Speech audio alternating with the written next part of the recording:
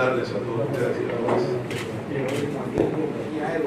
Así es. Está usted ante la Comisión Especial de Evaluación, que tiene como finalidad llevar a cabo estas entrevistas a todos aquellos que aspiran a ocupar un cargo en la Corte Suprema de Justicia. En su caso, optar por un nuevo pedido.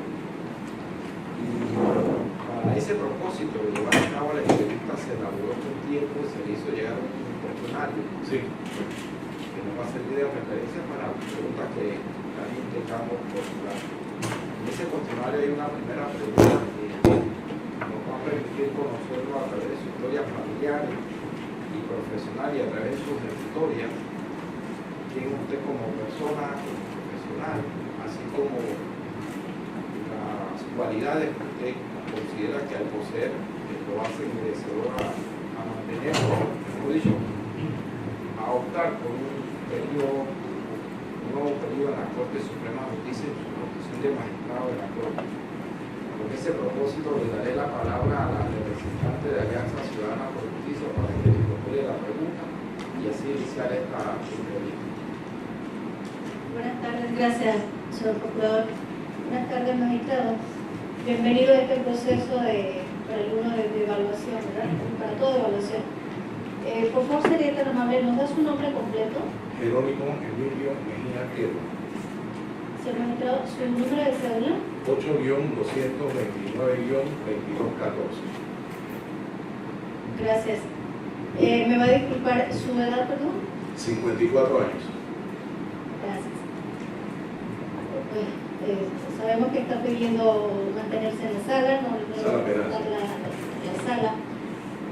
¿Sus estudios académicos, el más alto grado que ha llegado es? Doctor honoris causa.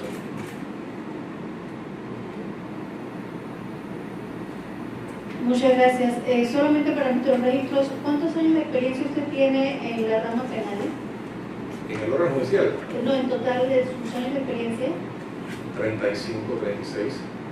Muchas gracias. Señor magistrado, voy a pasar a la parte del cuestionario, Sí. empezando con la primera, que no es propiamente una pregunta de un sí y un no. Aquí nos gustaría conocer un poco, que nos haga una descripción de su historia familiar, lo que usted nos quiera compartir. Luego nos gustaría conocer un poco más, sabemos que yo soy Quien Mucar, es una persona muy conocida, pero igual nos gustaría conocer un poco su desempeño profesional y de alguna manera nosotros poder entender por qué usted desea permanecer otro periodo en la posición de magistrado. Y allí nos gustaría muchísimo tener su opinión de sus cualidades que lo hacen merecedora a mantenerse en el puesto y qué elementos sustentan su decisión. Por favor. Muchas gracias. Buenas noches a todas y todos. Como ya saben, me llamo Jerónimo Emilio Mejía Edward. Soy hijo de Isabel Edward de Mejía, mi madre en paz descanse, y de mi padre Jerónimo Emilio Mejía Gámez. En relación a mi madre, les puedo decir que modestamente es una mujer que yo creo que es lo más cercano a mí. No es la primera vez que lo digo, lo he dicho varias veces, incluso en el despacho, en todos los lugares donde voy. Mi madre nos educó a nosotros con una política muy clara de dos manos. En una mano amor y en la otra mano rigor. Una mano amor y en la otra mano responsabilidad. Y cuando digo que es un ser lo más cercano a un ángel, era porque su principal virtud era dar amor. Recuerdo cuando éramos pequeños, mis hermanos y yo, todos los días a las 4:30 de la tarde, mi madre me llevaba, bueno, yo era más chico en ese momento, me llevaba a visitar a una señora cieguita, mayor de edad, que se llamaba Luz. Y se quedaba con ella desde las 4 de la tarde hasta las 6:30 de la tarde conversando con la señora Luz, a la espera que el señor Castillo, que era su hermano, vivía entre ellos dos, llegase del trabajo. Entonces eso a mí me impactó mucho porque desde pequeño ver a mi madre mostrando esos gestos de amor, tales como también llevarle a muchos necesitados un plato de comida. Ella veía una necesidad y ella se desvivía por tratar de satisfacerla. Mi padre, por otro lado, es, como le digo yo, un super macho. Es el hombre valiente, un hombre valiente pero no machista, no es sinónimo de machismo, sino sinónimo de valentía. Y también muy amoroso. Si el lenguaje de amor de mi madre era dar amor y dar respecto a las necesidades, el de mi padre era servicio. Él no podía ver a ninguna persona que requiriera algún servicio sin que él incluso se quedara si estuviese haciendo alguna diligencia sin el hecho de terminar la diligencia para la cual estaba. Hasta ese punto llegó mi papá incomodándose. Eso también me marcó su carácter. Les puedo decir, por ejemplo, que a los 4 años mi padre comenzó a hacer unos ejercicios con nosotros que ahora entiendo. Él decía, ¿qué haces tú si ahí se te para un león al frente? 4 años, yo qué sé cómo reacciona un niño de 4 años si se le para un león al frente. Lo que me decía era, lo que no puedes hacer es salir huyendo. Entonces, yo no entendía muy bien cómo era eso de lo que no puedo hacer es no salir huyendo, hasta que conforme fue pasando el tiempo, me di cuenta que lo que él me estaba inculcando desde pequeño era hacer lo que es un hombre valiente. Y la característica de valentía, porque así me considero yo, y de carácter, y también de sensibilidad, se la debo a mis padres. Soy un hombre muy sensible, en la oficina lo saben, soy un hombre extremadamente sensible, pero un hombre también extremadamente con un carácter fuerte, que no es sinónimo de violencia, sino sinónimo de tomar decisiones firmes en los momentos de tomar decisiones firmes, sin mirar a quién, y después de haber ponderado cada una y todas las opciones para tomar la mejor decisión. Eso se lo debo a mis padres. Eso y muchísimas otras cosas más, por supuesto, pero aquí estamos tratando de hacer un resumen. Tengo 5 hermanos, 3 mujeres y 2 varones. La mayor se llama Barbaneda, la del medio se llama Alexia Emilia, la más pequeña se llama Marixa, mi hermano se llama Jerónimo Max y yo soy Jerónimo. Yo estudié gracias al esfuerzo de mis padres y al esfuerzo de mis 2 hermanas mayores, de Barbaneda y de Alexia Emilia. Entre ellos pagaron mi escuela. Mis primeros años fue en una escuela que se llama Escuela Particular Lindo, que está en Río Bajo, calle Novena. De ahí tengo el mejor recuerdo de la maestra Irene de la Torre. Ella me formó con una formación de esas que se daban en ese momento totalmente integral. Y por eso la recuerdo. Obviamente ella murió, pero la llevo en mi corazón. Irene de la Torre me enseñó a mí desde arrobas, quintales y todas las otras cosas que se daban en otras escuelas en años más elevados. Ella en primer año me enseñó eso. Luego, cuando estaba en 4º año, porque esa escuelita nada más era de 4 años, entré al Instituto Panamericano, una escuela privada, por eso te digo fue con esfuerzo, en donde mis hermanas, que ya eran profesionales, me sufragaron los estudios. Y de allí me gradué con un bachiller bilingüe en ciencias. Actualmente estoy casado con Marjorie Wells de Mejía. Llevo más de 30 años casado con ella. Ella es una abogada, la conocí en la Facultad de Derecho cuando ambos éramos estudiantes. Ahí decidimos casarnos y tenemos 30 años. Y yo puedo decir que yo he llegado a ser lo que soy gracias a ella. Sin el apoyo de ella, yo no estaría aquí hablando con ustedes. Así que es una extraordinaria mujer en todos los sentidos de la palabra. Con ella tengo 3 hijos. Jerónimo Emilio, que es el mayor, hoy día tiene 30 años, es abogado, tiene una maestría en la Universidad Pontificia Comillas de España, una maestría en Derecho de la Empresa. Mi segundo hijo, Juan Manuel, se acaba de graduar en febrero de este año, va a cursar, bueno, el magistrado Mitchell estuvo en esa graduación. En ese tiempo era el decano de la Facultad de Derecho de la Universidad de Santa María la Antigua y nos honró con su presencia.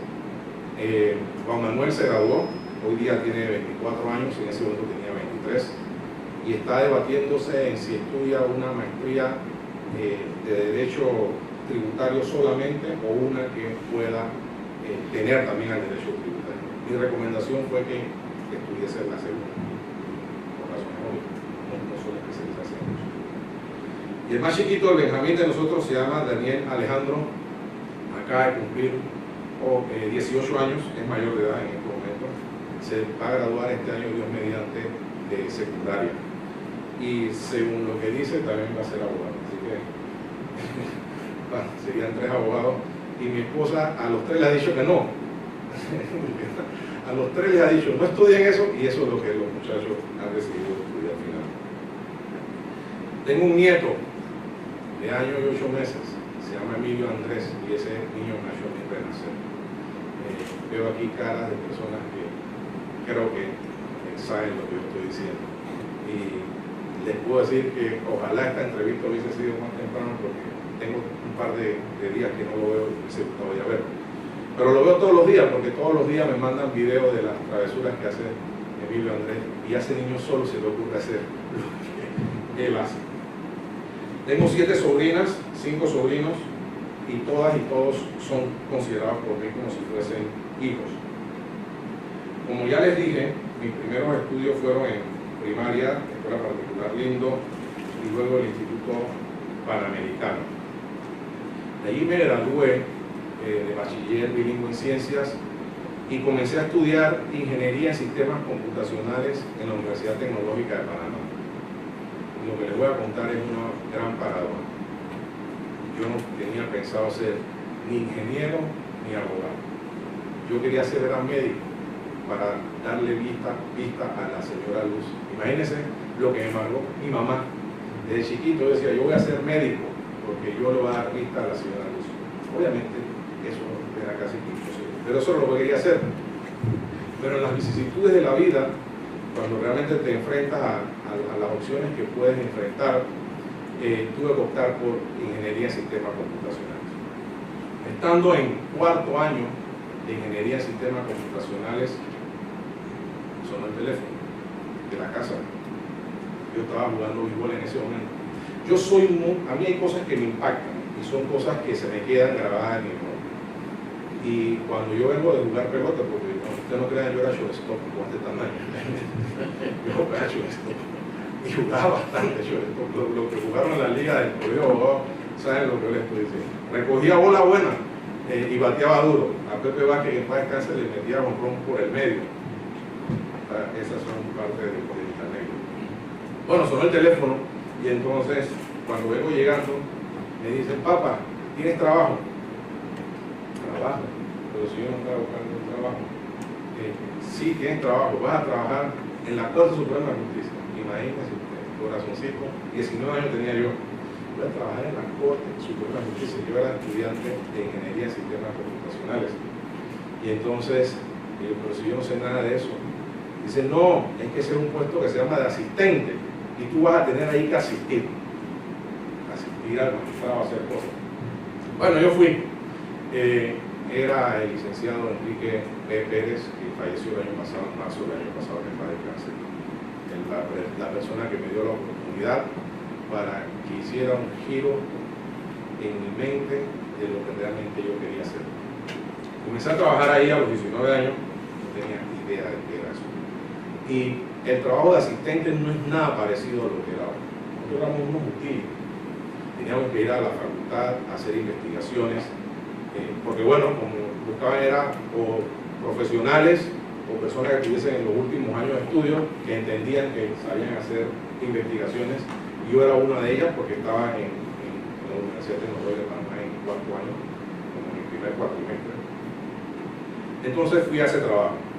Y como les digo, teníamos que hacer investigaciones en la Facultad de Derecho, en la Universidad, en la Biblioteca Simón Bolívar, y cualquier otra investigación que al magistrado se le ocurriese, como hacer incluso resúmenes de los expedientes y demás. Yo me acuerdo que la primera vez que yo leí algo así que decía, mediante auto tal cosa, yo decía, esa fecha. O sea, yo entendía, yo era estudiante de ingeniería, y el puesto no tenía que ver con la prestancia que hoy día tienen los asistentes y auxiliares de los magistrados. Bueno, estando allí y después de 2 años de estar haciendo este trabajo, llegó el ahora difunto magistrado Isaac Vega y se le ocurrió una brillante idea que a mí no me parecía brillante en ese momento, que que era la que los asistentes o debían ser estudiantes de Derecho o abogados. Pues, no llega ahora a decirme que yo tengo que estudiar Derecho o ser abogado. Yo no puedo hacer ninguna de las otras. Yo estaba en ingeniería. Y bueno, esa era la regla. Yo en ese momento ganaba $720. Ustedes pueden comprender que para un niño de 20, 21 años ganar $720 no era algo que yo iba a dejar así, sobre todo cuando yo ayudaba a mi madre y a mi padre en casa. Así que en 1986 me metí a estudiar Derecho.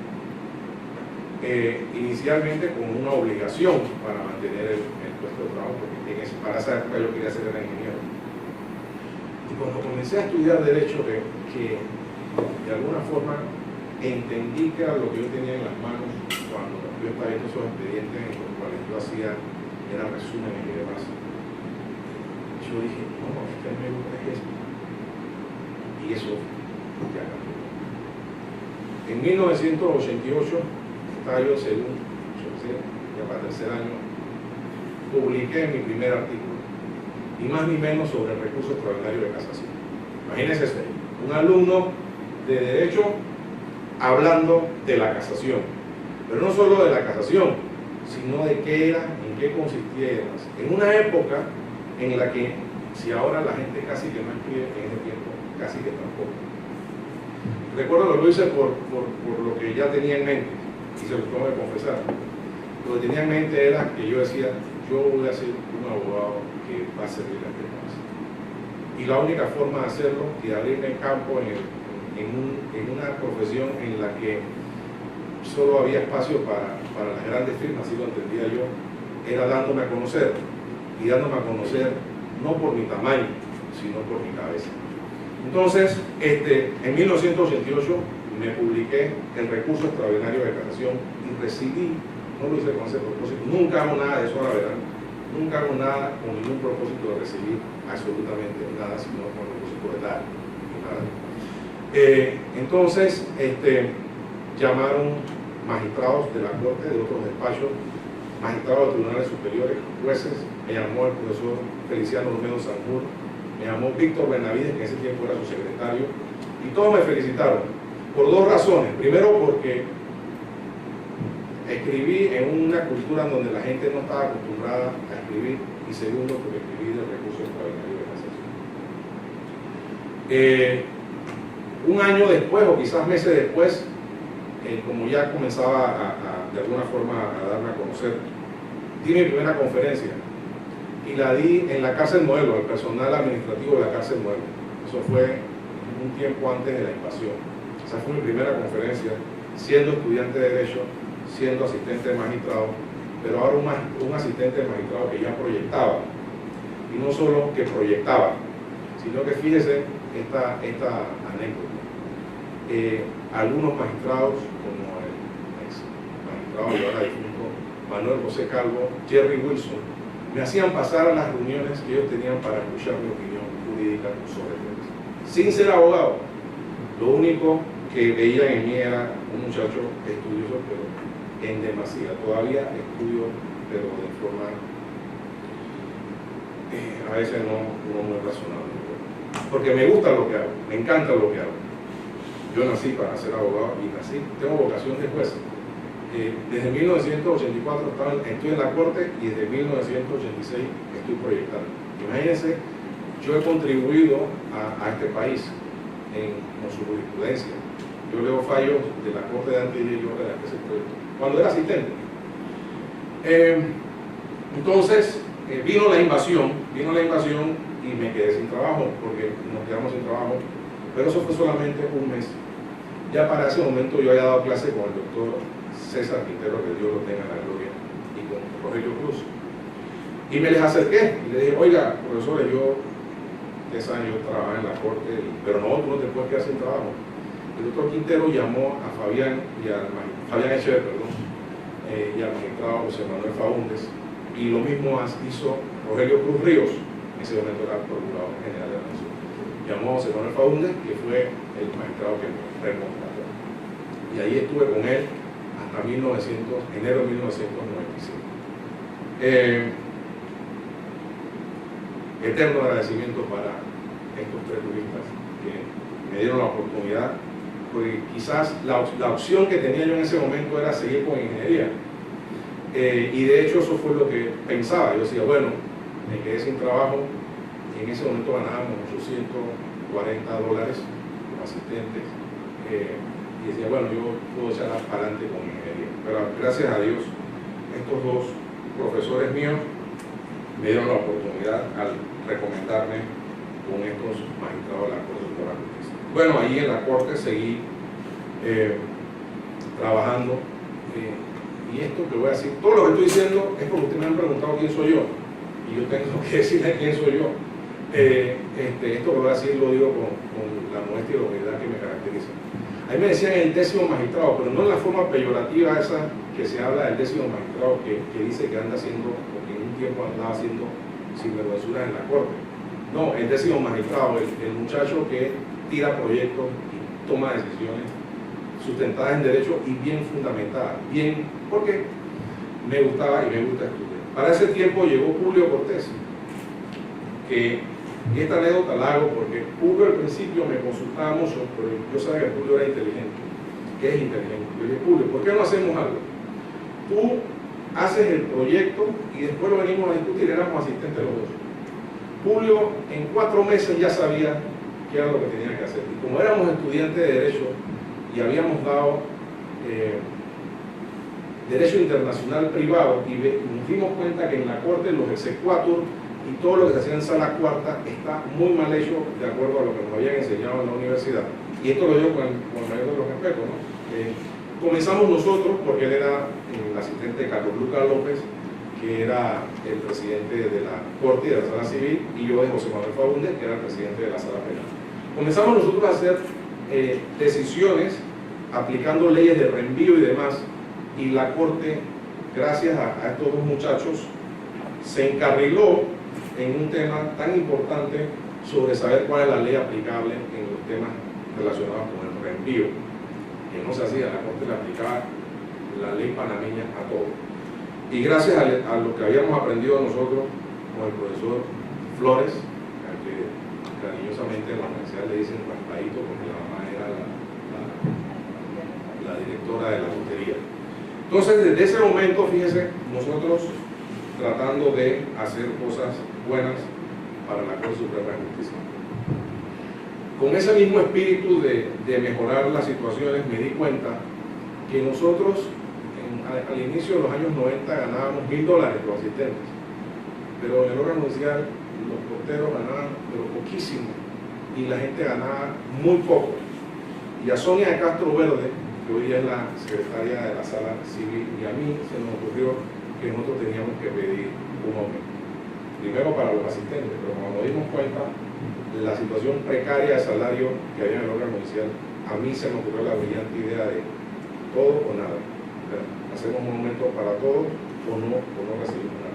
Porque no tiene sentido que nosotros que estemos en la Corte Suprema de Justicia nos acomodemos y los que de alguna forma están más fregados en cuanto a recibos de su salario que igualmente no nos parecía. Recuerdo que el magistrado, bueno, no voy a recitar el nombre, esto un magistrado nos dijo, ustedes van a provocar un cisma con la Contraloría. Ustedes están haciendo un movimiento sindical. No, magistrado, no es ni un movimiento sindical, es la reivindicación de la gente que está fregada. Pero ¿por qué no piden para ustedes? Bueno, porque nosotros ganamos $1000 y si a nosotros no nos alcanza $1000, imagínense que gana $180. ¿Cómo vive? Si no nos lo van a dar para todos, no nos lo den. Entonces, en algunos momentos llegaron unos magistrados así, pero pidan para ustedes. No, magistrados, para todos. Entonces, para que conozcan a Jerónimo Mejía en sus aspectos humanos sensibles, en sus aspectos de humanidad. Y no nos aumentaron. El aumento vino muchísimos años después, pero muchísimos años después para los asistentes, incluso ya yo no estaba allí. En 1994 yo decidí salir de la Corte y salí en enero de 1996. Porque que te digan que tú eres el 10º magistrado, que te digan, oye, muy buen proyecto, pero no alcanza el dinero para satisfacer todas las necesidades, a pesar de que yo trabajaba en la ACP y ganábamos bien, pero se nos ocurrió también la idea de comprar una casa. Entonces no era lo mismo vivir en una casa que en un apartamento. Y bueno, decidí salir de la Corte Suprema de Justicia. ¿Qué otra anécdota les puedo decir de mis inicios en la Corte? Esta, sí, pero entre esos son suficientes. Entonces, fui a ejercer la profesión, lo que hice por 13 años. Primero en el despacho de un amigo que conocí en la universidad. Ahí estuve del 95 al 2002, y del 2002 me fui, y gracias a Dios, ya para ese momento, desde el año 97 me había dado a conocer mediáticamente, pero no porque soy un abogado mediático, sino porque representó un caso muy importante de un ex embajador, y como no voy a hablar de las personas, ese caso me puso en la televisión. Me acuerdo que el magistrado Sáenz, una vez yo fui a visitarlo, y me dijo: me ha gustado cómo usted ha manejado eso, porque lo ha manejado con mucha discreción. Y a partir de allí, con un señor que vive, que fue magistrado de la Corte Suprema de Justicia, Luis Carlos Reyes, que un empírico, no estudió, me conoció también en la Corte Suprema de Justicia. En ese momento, que les voy a hablar ahora, era socio de la firma Sucre, Arias y Reyes. Me llamó para decirme si yo estaba interesado en ayudarlos a la firma en manejar algunos asuntos penales, en el caso de unos clientes. ¿Cómo no? Pues, magistrado, con mucho gusto. Y allí comencé una relación con el Carlos Reyes. Pero antes de eso, en 1996, después de que salí de la Corte en el 95, otro ex profesor, Pedro Vasallo, que había sido profesor mío de Derecho Procesal, me llamó también para que yo le emitiera una opinión jurídica en unos casos que él tenía, y como consecuencia de la opinión que les rendí, me introdujo con unos clientes y comencé a trabajar como abogado outsourcing, así le dicen, con esa firma, asuntos penales y asuntos en los que ellos en algunos casos tenían ciertos conflictos de competencia. ¿Por qué les digo esto? Porque las personas mayores veían en mí, un joven, la capacidad de manejar casos de un perfil importante, la capacidad de un abogado prudente, la capacidad de un abogado que no representaba para ellos ningún peligro en cuanto a ética se refiere, de quitarle a un cliente un problema que es lastimosamente muy serio en este país. En ese devenir del ejercicio de la profesión,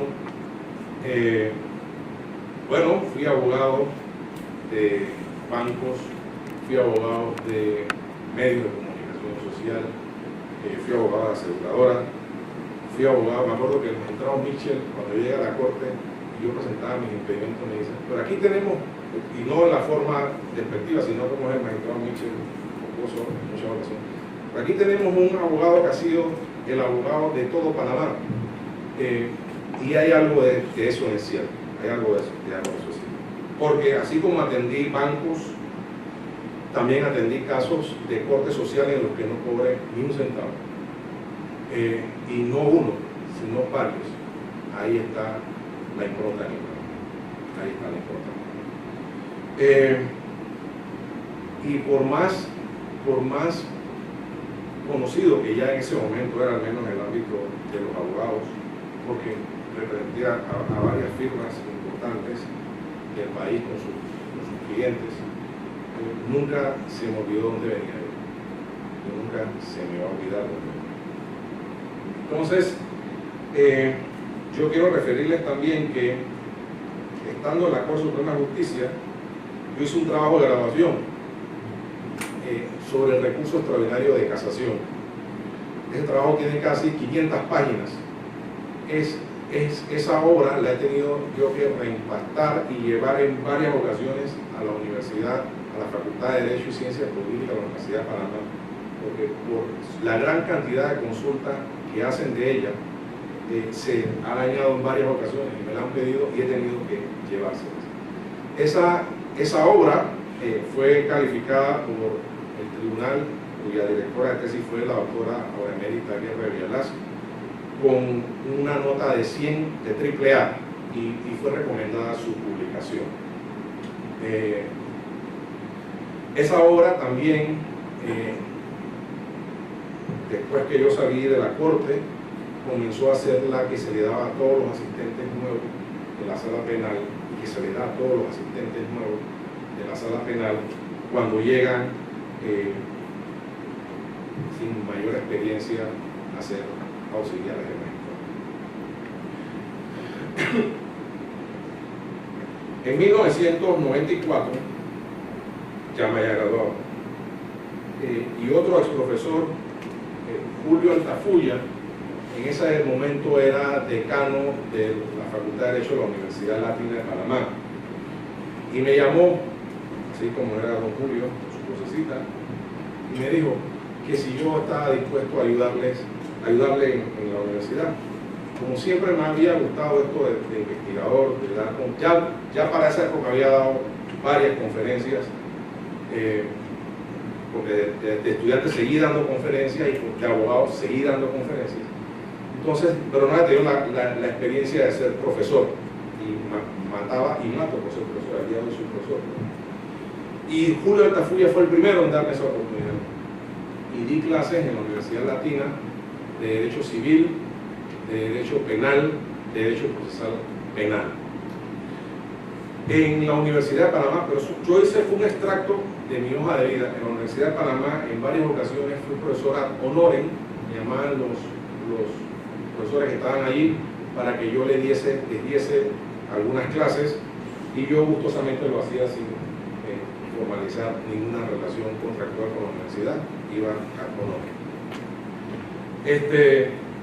Luego fui a la UNESID, allí di varios diplomados, varios años de diplomado.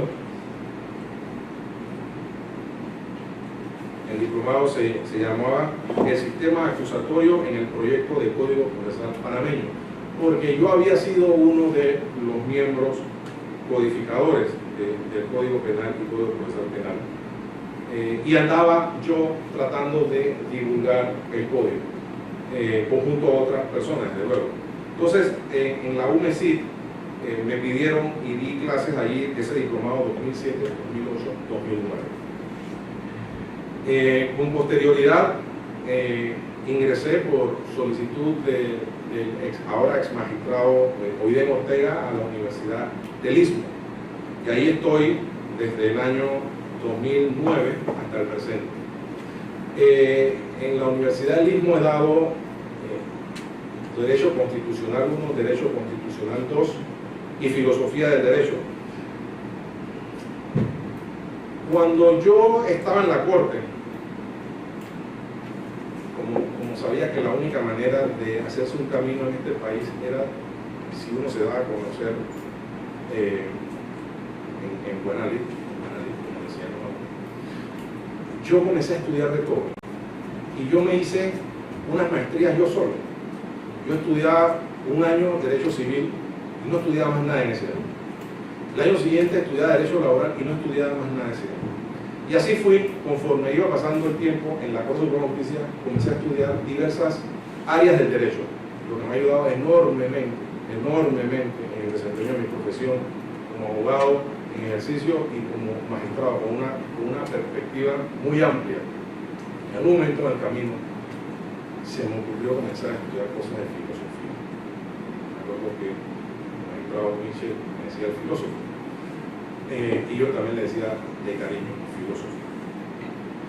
Comencé a estudiar estos temas de filosofía, y cuando uno estudia filosofía la mente se le abre a uno, y después comencé a estudiar teología y la mente se te abre más, y al momento de tomar decisiones tienen unas perspectivas que muchas personas no tienen. Entiendes los problemas, lo divides en plano, en su concepción abstracta, en su concepción concreta, y en sus repercusiones en lo abstracto y en lo concreto. Entonces, esa experiencia de comenzar a estudiar así como es Jerónimo, cosas todos los días, y engancharse en esos estudios, me han permitido después compartir esos conocimientos en las universidades. Actualmente, y por invitación del magistrado Mitchell, cuando era decano de la Universidad Santa María la Antigua, soy profesor de Derecho Procesal Penal, y en la Universidad Latina este año me llamaron para que les diera un diplomado ahora en octubre, pero como tengo tantas clases, las fechas que yo les propuse no era posible. Entonces va a quedar ese diplomado para el próximo año.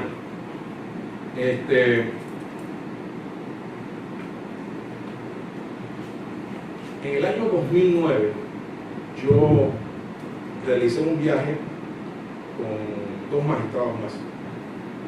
Y esto que les voy a contar es para que vean que contrario a la percepción que se tiene de que los magistrados viajan hacia totalmente falso. Uno va a un congreso, párese a las 5 de la mañana, esté a las 7 de la mañana desayunando, a las 8 nos recoge el bus, nos trasladan para el congreso, salimos al mediodía, vamos a almorzar, si en el mismo hotel suban, que nada más se pueden cepillar los dientes a las 2 de la tarde. Uno está trabajando realmente, no está paseando. Si algunos magistrados van a pasear, yo lo desconozco, pero yo voy a trabajar. Entonces, en el 2009 fuimos 3 magistrados invitados por un grupo que se llamaba CEFCA. Ellos tenían una línea de corte social para ayudar a los tribunales constitucionales y Corte Suprema de Justicia de América. Y viajé por primera vez con el CEFCA a Barcelona, a un seminario de Derecho Constitucional, un congreso de Derecho Constitucional. Ese congreso era más bien de oyente porque era a nivel de España, pero ellos querían que nosotros tuviésemos la experiencia de las discusiones que se hacían allá. Pero bueno, los panameños a veces nos metemos en discusiones que no nos llaman. Y allá quedé participando en esas discusiones. ¿Por qué quedé participando en esas discusiones? Porque bueno, había leído ya mucho sobre el tema del derecho constitucional y entendía y entiendo el sistema español de alguna forma, constitucional español, y el civil también, por supuesto, la comunidad civil con Castán Tobeña y Luis Pultó. Y allí conocí a un señor que es joven, un joven señor que se llama Sergio Cuaresma. Sergio Cuaresma en ese momento era magistrado de la Corte de Nicaragua. Había sido discípulo de Francisco Muñoz Conde, los penalistas saben de qué yo estoy hablando. Y ya tenía para ese tiempo alto vuelo en temas académicos. Incluso había venido a Panamá en el 2008, lo había traído Carlos Muñoz Pope. Fuimos con mucha vergüenza a la Facultad de Derecho a traer a Francisco Muñoz Conde, con Sergio Cuaresma, y literalmente había 8 estudiantes. Entonces yo, como magistrado de la Corte, fui en el 2008 y los planteamientos, obviamente, Francisco Muñoz Conde ya lo había leído, pero los planteamientos de Sergio me resultaron interesantes. Así que cuando coincidimos en el 2009, bueno, nos acordamos de lo que había ocurrido en Panamá, y allá me dijo que él estaba saliendo de la Corte y que se iba a dedicar a la academia en un instituto que se llama Instituto de Estudios e Investigaciones Jurídicas, INEC. Como a mí siempre me ha interesado esto del estudio y demás, ya llevaba un año como magistrado viendo falencias en los escritos de los abogados en ejercicio, viendo lo mismo en muchos operadores de justicia. Le dije, oye, ¿y si capacitamos a los panameños? ¿Ustedes tienen capacidad para eso? Y me dijo, sí, y a buen precio. Porque en Nicaragua el asunto es de corte social.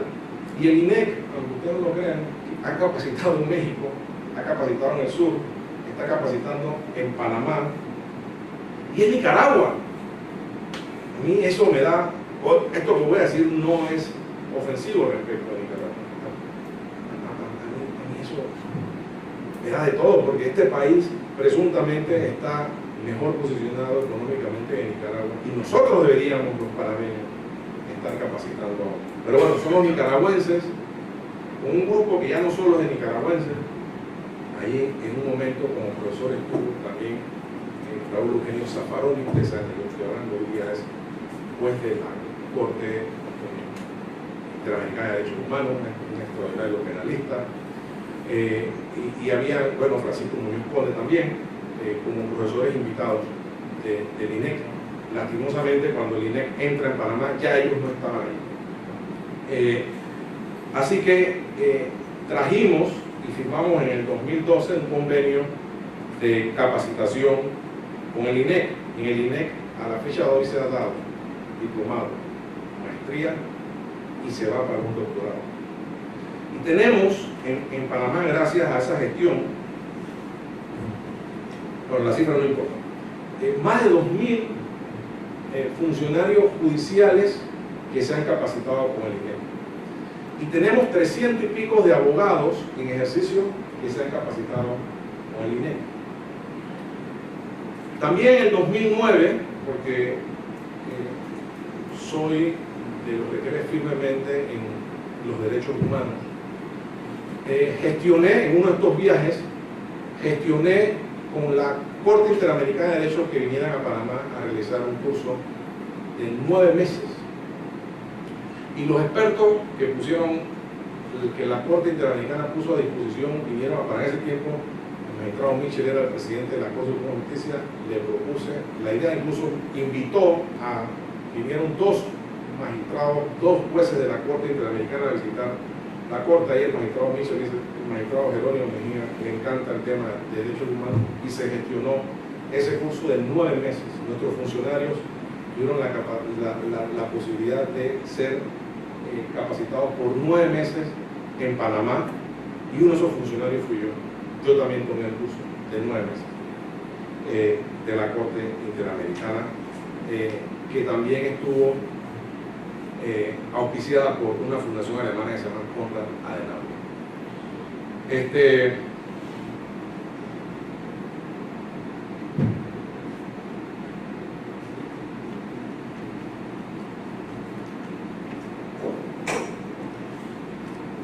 Tengo, bueno, muchas conferencias dictadas a nivel nacional y a nivel internacional. En el año 2006 y 2005, yo no sé quién, pero alguien me propuso para una revista que se llama Who's Who in the World, ¿quién es quién en el mundo? Y por Panamá iba a estar Jerónimo Mejía como penalista. Era un muchacho de 22 años. Yo consideraba que habían penalistas de mayor renombre que yo en este país para que estuviesen ahí, y lo rechacé. Ese es para que conozcan a Jerónimo Mejía, que no vive de los aplausos, pero tampoco de las críticas. Mi personalidad es una personalidad que se enfoca en obtener los objetivos que son, en casos constitucionales y de derecho. Y ni el aplauso ni la crítica me motivan en lo absoluto. El aplauso no me motiva para hacer nada, ni para desconocer mis responsabilidades, pero tampoco las críticas. ¿Y por qué digo esto último? Porque en el 2012, un profesor que yo tuve en España me llama y dice: oye Jerónimo, pues como hablamos españoles, pero no lo voy a evitar. Oye Jerónimo, van a sacar una revista en la que van a escribir los jueces del Tribunal Europeo de Derechos Humanos, y quisiéramos que tú escribieras allí. Yo en ese tiempo estaba enredado con un pocotón de trabajo en mi oficina, y ustedes saben el prestigio que hubiese significado que un panameñito vida mía hubiese escrito allí, y lo que eso hubiese representado para mí como persona, porque cuando escribes en ese tipo de revistas, bueno, dirán un panameño, pero la gente en Europa no dice: mira, de Panamá, no, ese es un panameño. Así que el país no ganaba nada allí, sino yo, y yo lo rechacé, no tenía que trabajar. Sé tomar decisiones, sé priorizar el asunto y sé sacrificarme cuando me tengo que sacrificar. ¿Por qué? Filosofía de vida. Manuel Mora no me llevó nada. ¿Quién se acuerda de grandes expresidentes que hemos tenido? Nadie en este país, ni siquiera se estudia en la historia. Estoy muy claro que cualquier gloria que cualquier persona pueda tener en su vida es pero de lo más efímero. Es como la hierba que se seca y se cae. Sí, pero usted me dijo que hablara y le estoy tratando de resumir todo para que me hagan después la pregunta. Sí, lo apreciamos muchísimo, señor magistrado, pero tenemos que seguir con el cuestionario y sabemos que usted no va a seguir. Déjeme terminar nada más la idea esta, porque usted me preguntó finalmente por qué razón, Claro. yo le estoy dando las razones de por qué aspiro al cargo y por qué tengo las competencias para hacerlo. Y esa es la, todavía no he terminado la respuesta esa. ¿Cómo sería? Bienvenido. Gracias. Entonces, bueno, le decía que rechacé esa invitación a escribir creo que era con Triángulo Blanco. Después me mandó el profesor así en broma, pues mira, para que te duela, y bueno, no me duele, lo tengo allí, me ha servido para dictar sentencias, pero en ese momento puse mi trabajo por delante y mis responsabilidades como magistrado de la Corte. Bueno, yo he sido auxiliar de magistrado desde enero de 1984 hasta enero de 1995. He sido magistrado suplente ad honorem del Tercer Tribunal Superior de Justicia, en el Tribunal de Comercio. He sido juez suplente del Juzgado de Circuito Primero de Circuito Penal de Chorrera. ¿Se han dado cuenta cuántas cosas hago ad honorem? Mi madre, es mi madre. Y desde enero del 2008 al presente, magistrado de la Corte Suprema de Justicia.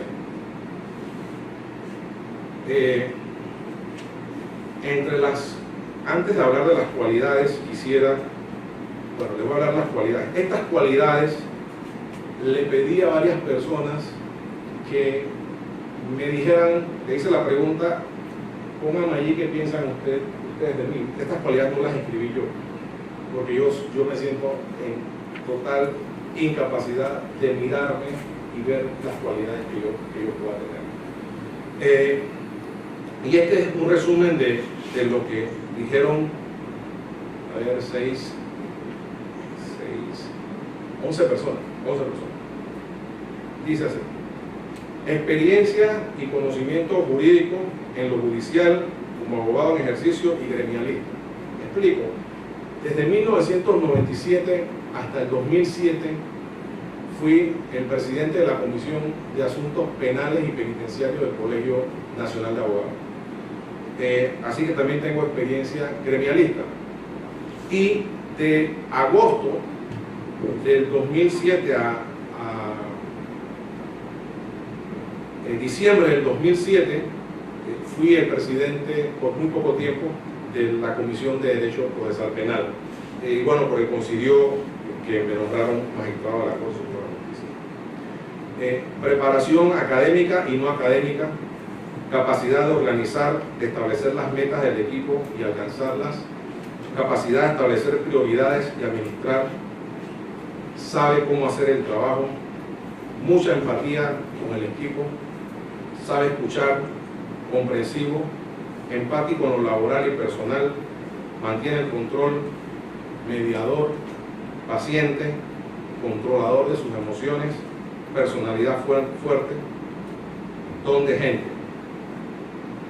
Acá dice liderazgo hacia un objetivo concreto, enfoque en el trabajo para lograr ese objetivo cierto sin dejar cabos sueltos, generar estrategias encaminadas al objetivo, honestidad, íntegro, responsable, ser conciliador y lograr el fin sin dañar la relación entre partes. Capacidad de hacerse entender sin ser conflictivo.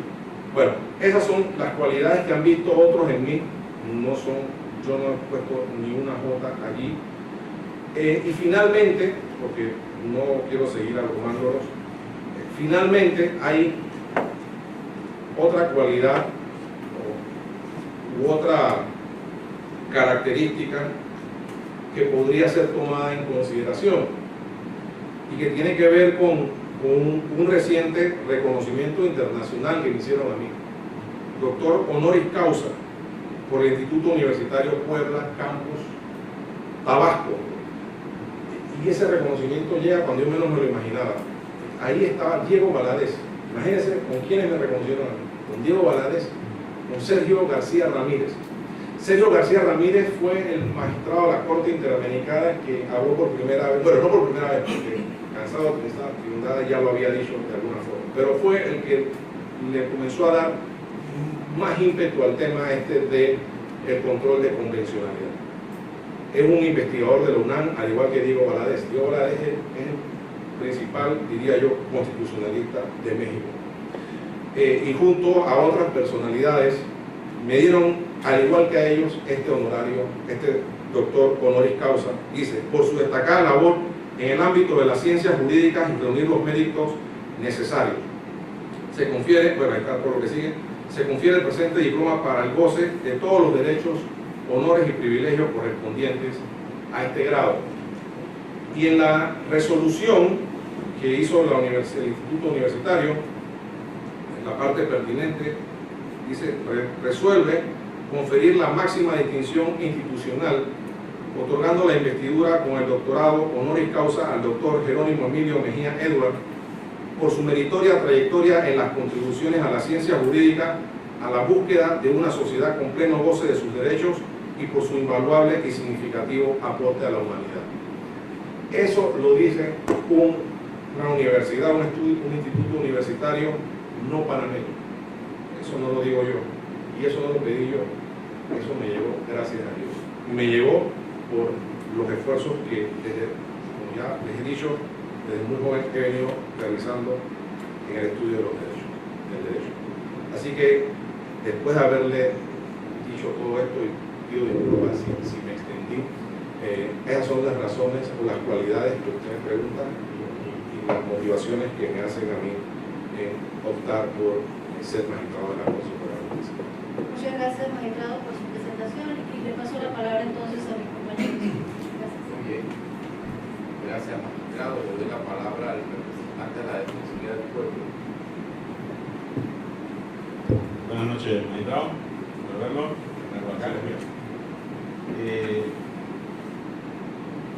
Vamos a avanzar con las preguntas del cuestionario. ¿Ha sido usted investigado por alguna causa penal? Y si fue así, ¿cómo terminó el proceso? No que yo sepa. Bien. ¿Ha sido usted denunciado o investigado por faltas a la ética ante el Tribunal de Honor del Colegio Nacional de Abogados o ante el órgano judicial, el Ministerio Público o alguna instancia administrativa? No, y no que yo sepa. Gracias. No, gracias.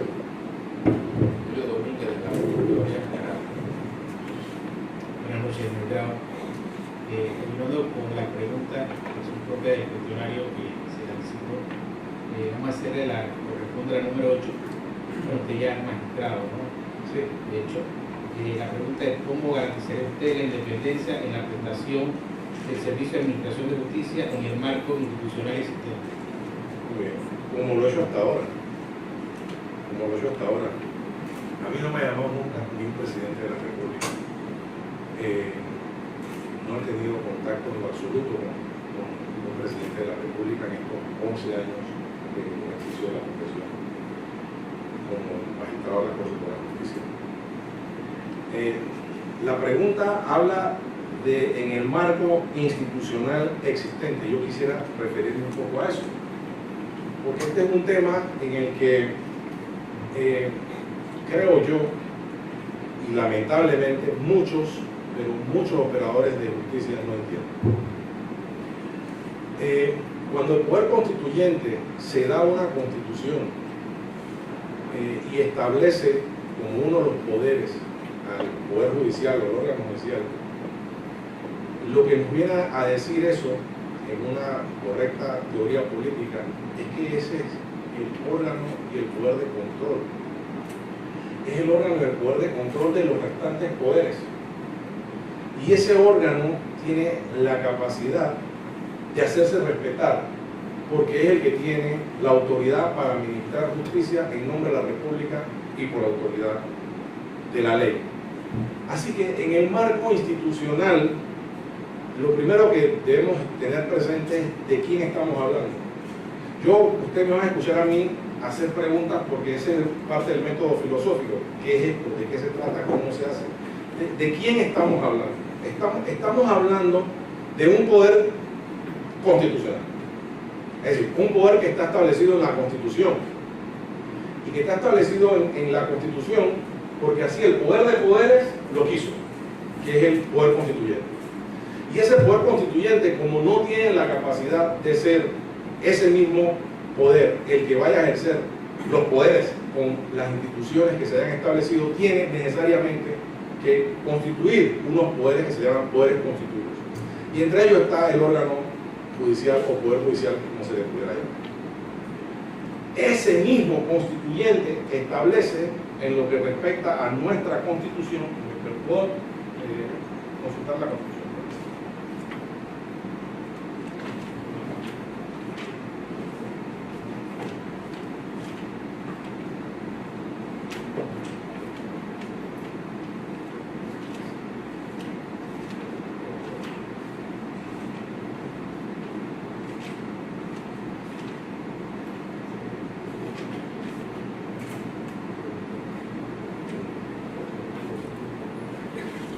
Establece una serie de garantías institucionales y una serie de garantías para asegurar la independencia externa, es decir, la independencia respecto de otros poderes, pero no solo respecto de otros poderes públicos, sino también de cualquier otra manifestación de poder en sociedad privada, entiéndase medios de comunicación social, entiéndase organizaciones de la naturaleza que sean, que tratan de proyectar sus intereses como se corresponde en una democracia, pero respecto a los cuales, el órgano judicial también mantiene y debe preservar una independencia en el ejercicio de sus funciones. Lo que no significa, porque esto no significa que sea excluyente de su participación al momento de tomar una serie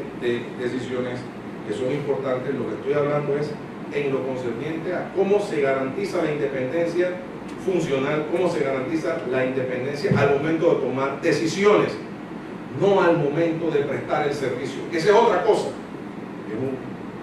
Yo les podré contar algunos planteamientos en el pleno, que esa es otra cosa, porque se requiere, sin lugar a dudas y a gritos, la participación de la sociedad en el diseño de visión, misión, en el diseño de cómo se estructura un servicio de administración de justicia. Pero al momento de tomar una decisión, el juez y el poder judicial es y debe ser absolutamente independiente.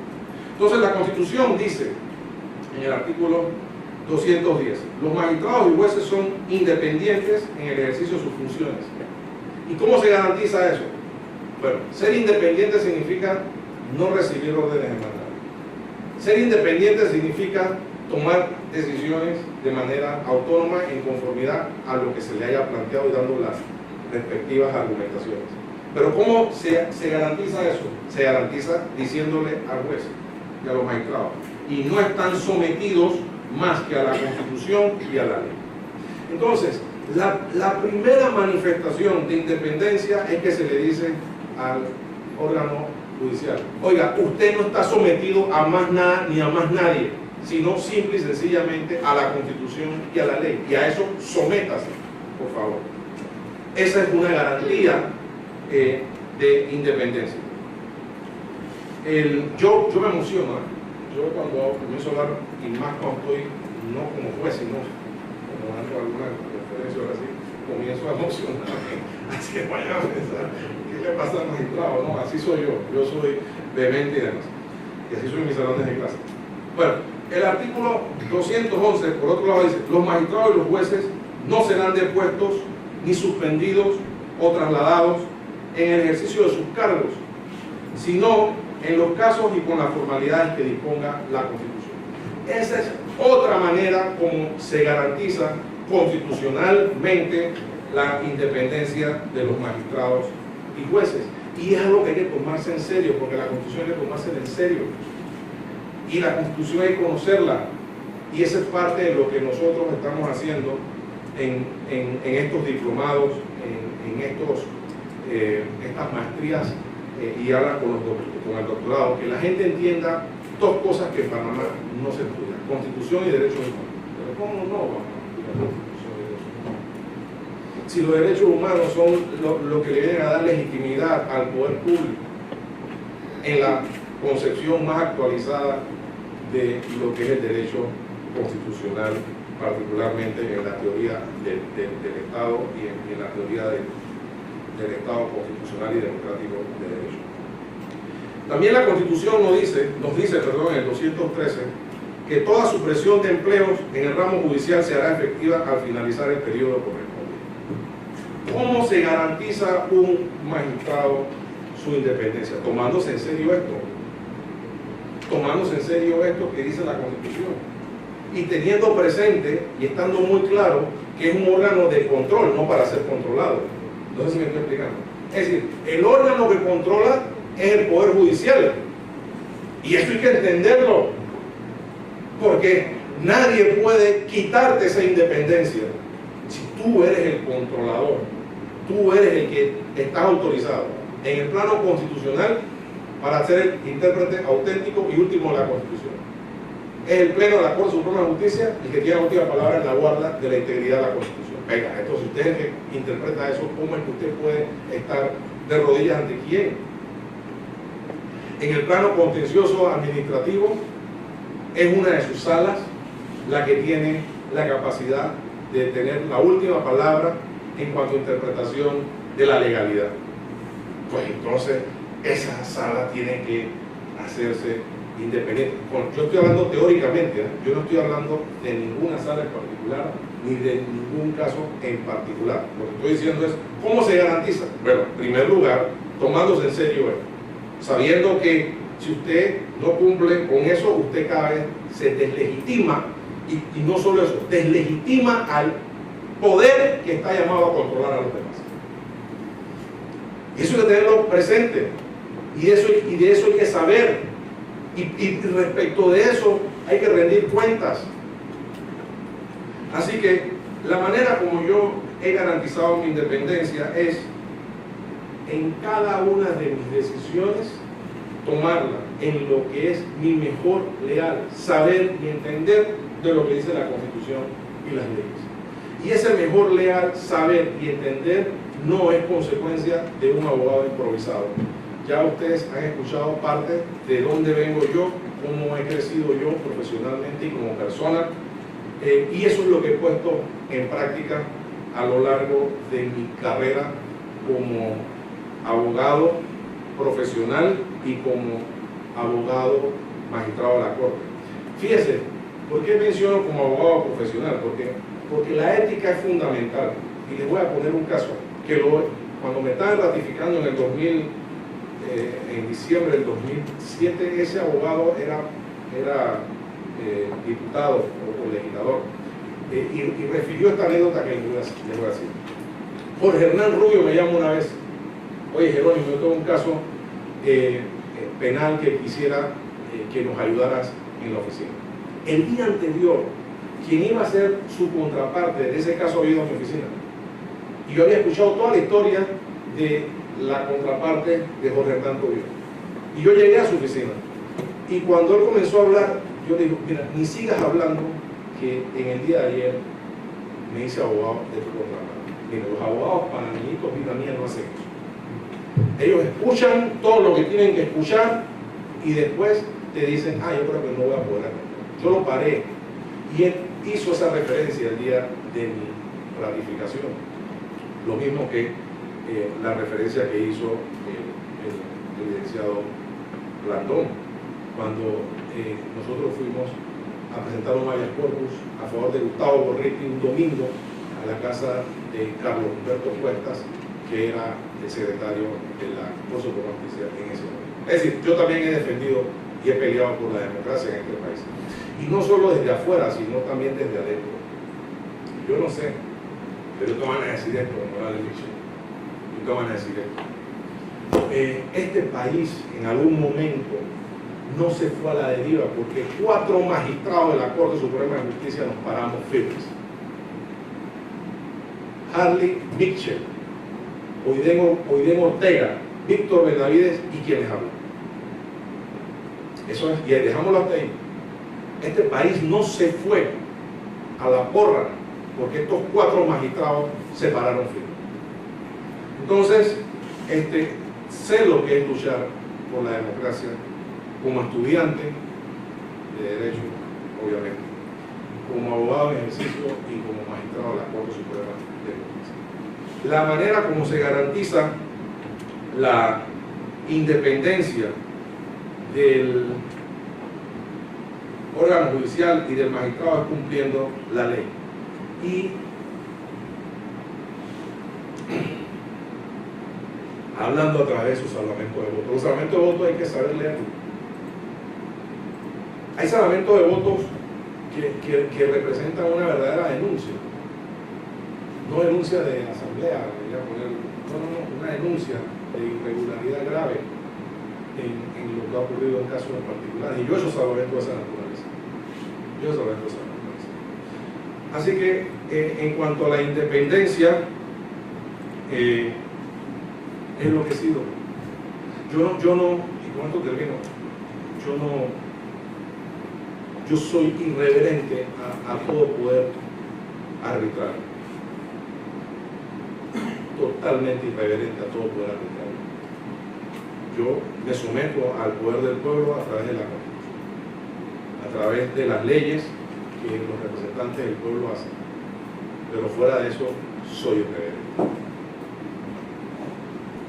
Muchas gracias, magistrado. La siguiente pregunta corresponde a la 13 del cuestionario, que dice lo siguiente, escuchando que ya usted forma parte de la sala penal. ¿Cuál es su visión sobre el régimen disciplinario para el magistrado de la Corte Suprema de Justicia? Sí, aquí me van a tener que disculpar un momento. Y no solo me van a tener que disculpar, sino van a tener que disculpar la respuesta que le voy a dar. Y después lo van a entender. Mire, el artículo 149 de la Ley 53 de 27 de agosto del 2015 establece la carrera en el órgano judicial. Perdón. Esa norma está dentro de la ley de carrera y dice lo siguiente: Jurisdicción Especial de Integridad y Transparencia. Se instituye la Jurisdicción Especial de Integridad y Transparencia en el órgano judicial, que se ejercerá de manera permanente en todo el territorio nacional a través del Tribunal de Integridad y Transparencia, la Unidad de Investigación y la Defensoría Especial, a cuyo cargo estará la investigación, juzgamiento, defensa y aplicación de las acciones que correspondan a las faltas cometidas por los servidores judiciales de carrera, permanentes, temporales u ocasionales, nombrados dentro del órgano judicial como principales, suplentes, interinos, itinerantes o encargados de los puestos que ocupan de conformidad con lo establecido en esta ley. Este tribunal no se ha creado lamentablemente, pero el artículo 151, este tribunal, su redacción pareciera incluir en principio a todos los servidores o funcionarios del órgano judicial, sin importar la categoría que tenga.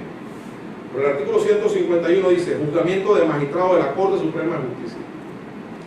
Las denuncias por falta a las normas de integridad y transparencia de la función judicial contenidas en la presente ley, que se presenten contra los magistrados integrantes de la Corte Suprema de Justicia, así como sus suplentes, por actos cometidos en el ejercicio de estos cargos, serán conocidas por la autoridad competente de conformidad con el procedimiento establecido en la ley. De estas dos normas surgen al menos cuatro posibles interpretaciones. En primer lugar, que cuando ahí el artículo 151 dice serán conocidas por la autoridad competente, estaría haciendo una remisión al artículo 149 que les acabo de leer inicialmente. Interpretación número 1. Interpretación número 2. Al establecer este artículo 151 ser un artículo aparte del 149, pareciera que nos estaría diciendo que a los magistrados los juzga una autoridad competente que no es la establecida en el artículo 149, porque no tendría ningún sentido hacer un artículo, estoy hablando puro método hermenéutico, no tendría ningún sentido hacer un artículo aparte. Eso lo podría interpretar alguno de esa forma. 3. Otra posible interpretación sería que al no quedar definida la autoridad competente, le corresponde a los mismos magistrados hacerlo.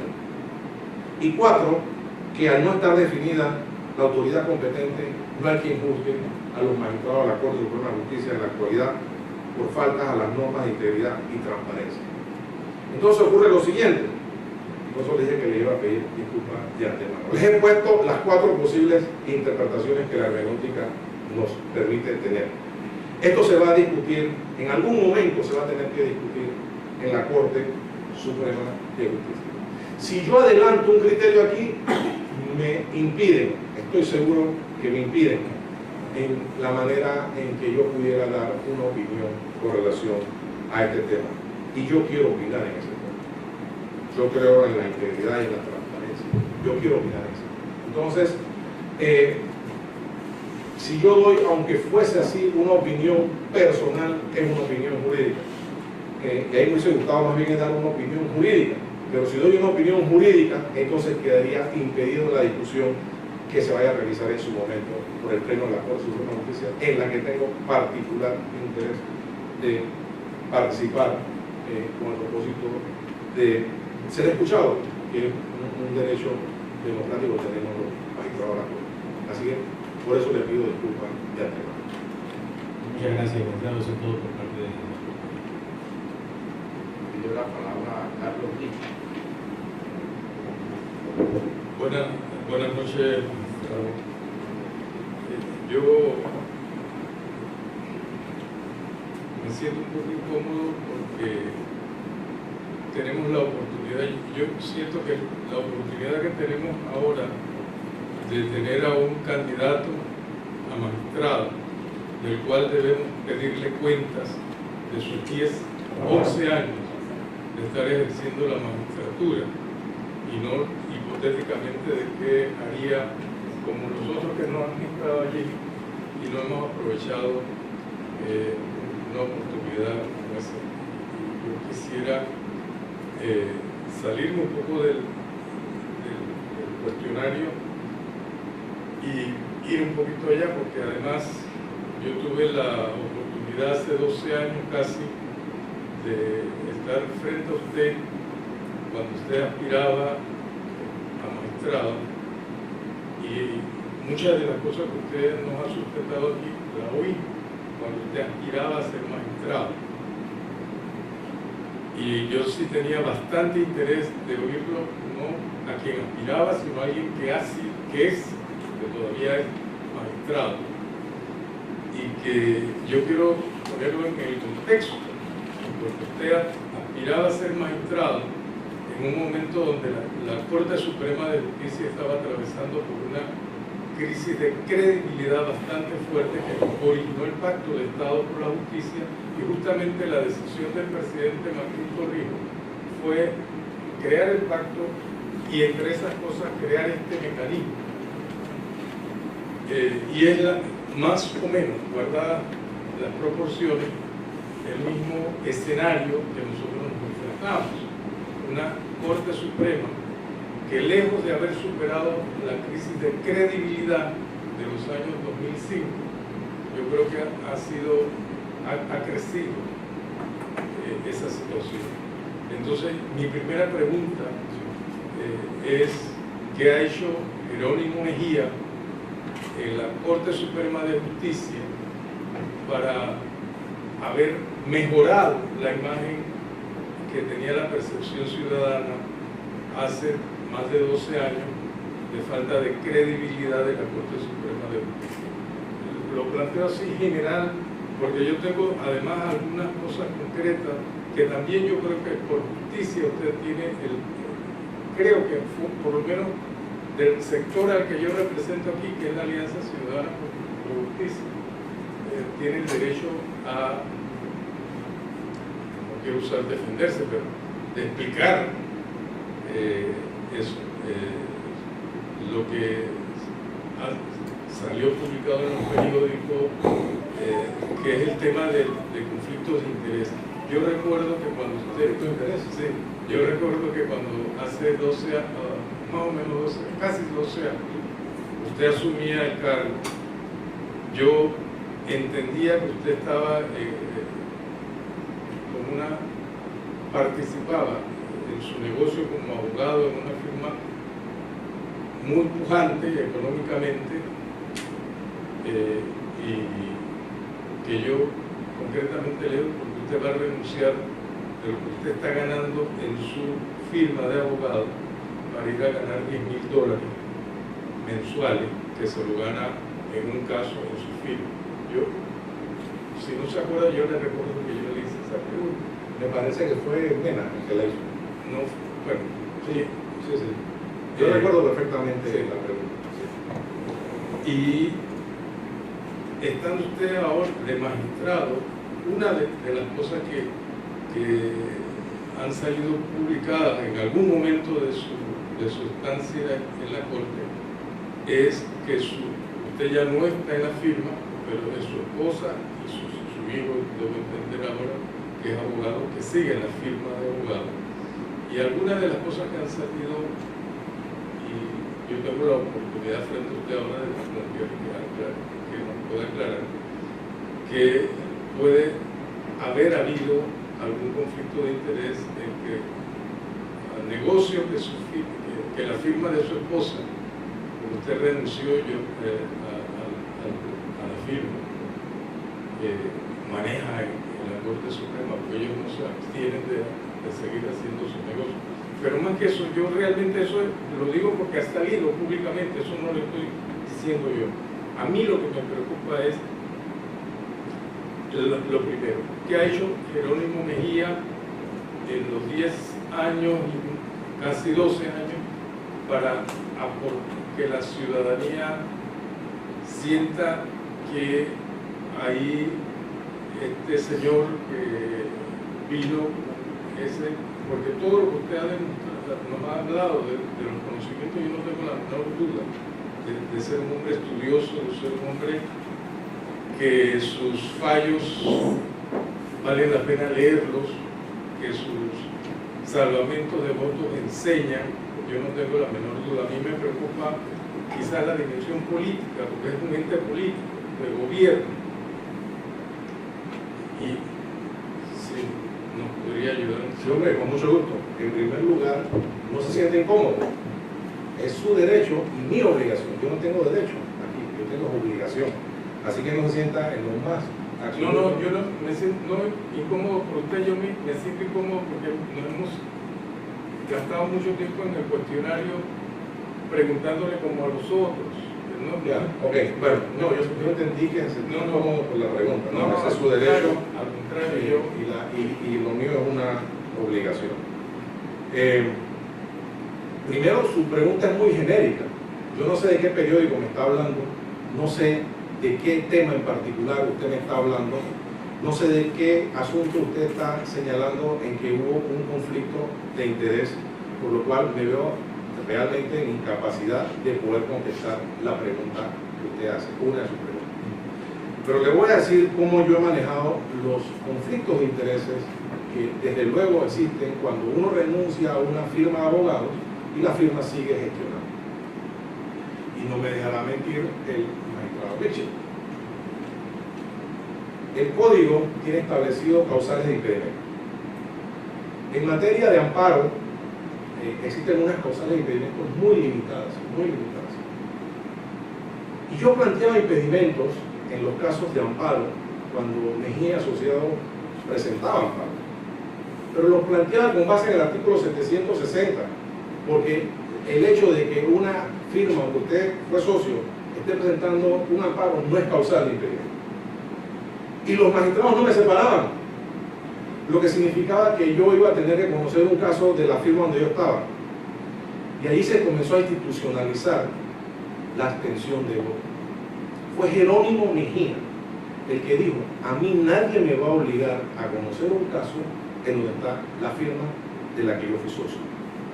Fue Jerónimo Mejía el que dijo: a mí nadie me va a obligar a conocer un caso donde yo fui abogado.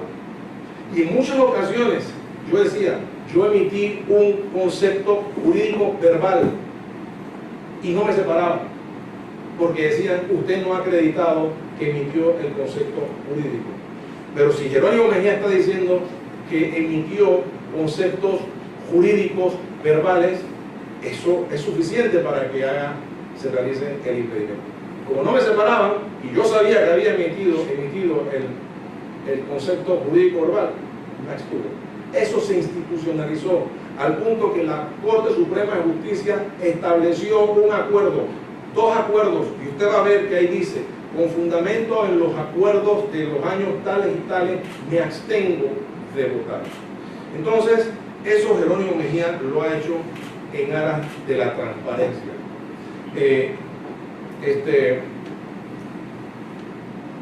Con relación a noticias que hayan podido saber que no se me han precisado, yo no tengo la más mínima idea. Lo que sí le puedo decir es, no tengo la más mínima idea a qué se está refiriendo. Lo que sí le puedo decir es que esto es lo que he hecho yo. Yo no conozco de ningún caso en el que yo haya sido abogado, consultor verbal, o que sea de la oficina o de algún ex cliente. No lo conozco. Y cuando no me separan, me abstengo de votar.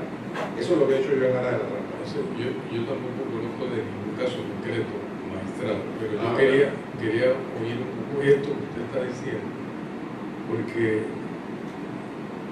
la sociedad, el gran problema que tenemos con los magistrados y los jueces, que con el aforismo este que hablan por sus fallos, no se conocen muchas cosas que es importante que la ciudadanía, porque yo soy consciente que mucha de la falta de credibilidad de la administración de justicia es la falta de comunicación y transparencia. Entonces, por eso es que yo veo este momento tan importante, para que usted deje sentado un poco el criterio que usted ha aplicado ante una firma que es de su familia. Claro. Y yo creo que ese es el ejercicio que en ese punto me parece claro. Pero el otro, que en el que yo sí estoy comprometido, es en la política de la Corte Suprema de Justicia, el concepto político, el gobierno, porque incluso esta misma ley que usted hizo alusión de la carrera judicial, que ha sido la lucha de algunos magistrados, no está implementada. Sí, lamentablemente. Incluso la excusa de que no hay presupuesto para mí no es satisfactoria. Y a mí me gustaría oír, porque usted está allí, cuál ha sido su... Con mucho gusto, sí. Con mucho gusto. Mire.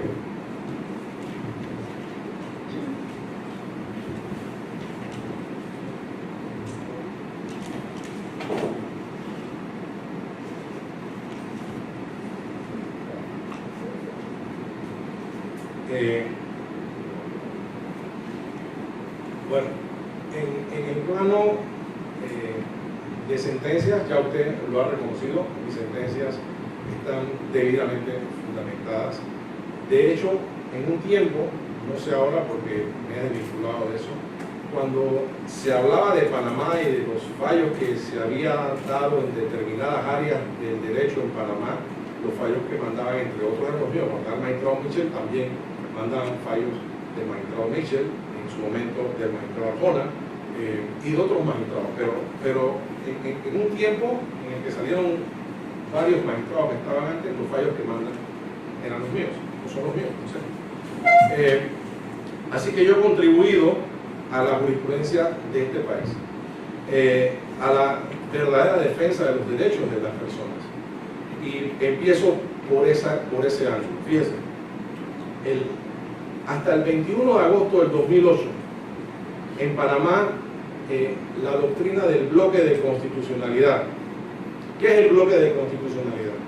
El bloque de constitucionalidad es una doctrina que fue creada jurisprudencialmente por la Corte Suprema de Justicia ya al principio de los años 90, que nos viene a decir que además de las normas formalmente constitucionales, es decir, de las normas que están establecidas en la Constitución, existen fuera de la Constitución un conjunto normativo que tiene la misma jerarquía de la Constitución y que puede ser utilizado como parámetro de constitucionalidad al momento de que la Corte vaya a tomar decisiones cuando ejerce el control de constitucionalidad de las leyes.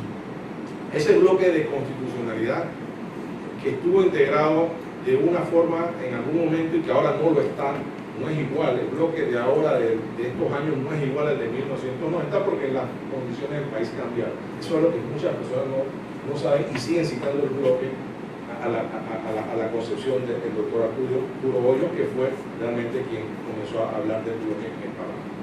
Entonces, hasta el 21 de agosto, hasta antes del 21 de agosto del 2008, uno de los elementos del bloque estaba integrado por algunos artículos de algunos tratados de derechos humanos.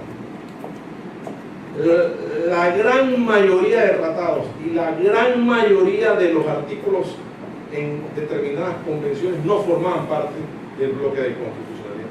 Muy pocos artículos, de hecho lo podría contar usted con dos manos, formaban parte del bloque. Eso tiene una explicación. Yo era asistente en ese tiempo y era estudioso, y yo me escribí por allá en el año 1993 un artículo que se llama La doctrina del bloque de constitucionalidad como doctrina obligatoria, porque me interesaba el tema. En ese momento era súper novedoso, tenía 2 años nada más de haberse escrito. Eso tiene una explicación que no vale la pena decir en este momento, porque esto lo haría más largo. Pero lo cierto es que solo algunos artículos de algunas convenciones. ¿De qué convenciones? De la que la Corte dijera. Entonces, a mí ese criterio no me parecía razonable, no me parecía racional. Y en 8 meses, con el apoyo de varios magistrados, incluyendo al que está aquí presente, el magistrado Michi, con ponencia mía, me hice un estudio de los países iberoamericanos, cómo funcionaba el asunto del amparo, porque el precedente se creó a propósito del amparo. Me hice un estudio de la Convención Americana de Derechos Humanos, del novedoso artículo 17 de la Constitución Nacional, que para ese tiempo tenía 4 años, porque era después de su reforma en 2004. Ese artículo, en su segundo párrafo, dice así, en el primer párrafo dice: las autoridades de la República están instituidas para proteger en su vida, honra y bien a los nacionales donde quiera se encuentren, y a los extranjeros que se encuentren bajo su jurisdicción, asegurar los derechos y deberes individuales y sociales y hacer cumplir la Constitución. Ese es el primer párrafo. Siempre lo hemos tenido desde cuando estábamos en Colombia, cuando pertenecíamos a Colombia. En el 2004, con la reforma del 2004, se instituye un segundo párrafo que dice algo así: los derechos y garantías fundamentales previstos en esta Constitución deben entenderse como mínimos y no excluyentes de otros que incidan sobre la dignidad de las personas y los derechos fundamentales. Puede buscarlo y dice palabras más, palabras menos. Eso. Esa norma no es un invento del constitucionalismo panameño. El primer país que habló algo parecido fue Estados Unidos, en su artículo 28.